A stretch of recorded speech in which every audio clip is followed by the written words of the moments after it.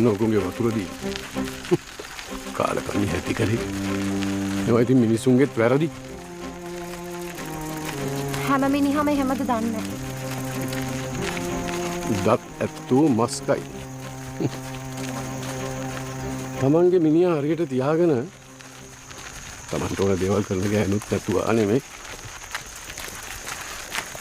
මං ගෙදර ගිය එක එයා දැනගන්නද? මේක දැනගන්න එපා. එයා කවදාවත් මාත් එක්ක ගෙදර යන්න දෙන්නේ නැහැ. ඒ විදියට සිද්ධ වෙන්න වැඩ කරගන්න බැරි කමකුත් නෑ. මේ මිනිහා හරි වෙනස්.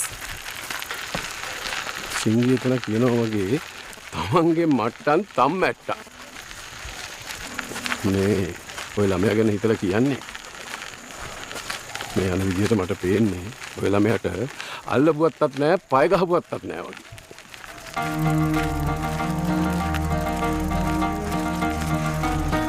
දැන් බස්ති ඒ විද දන්නේ.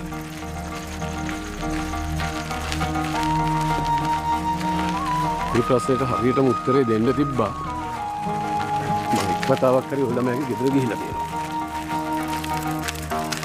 හරි මහත්තයාලගේ ගෙදර ටෙලිෆෝන් එකක් නම් තිබ්බා. හැබැයි මට දැන් ඒකේ නම්බරේ මතක නැහැ.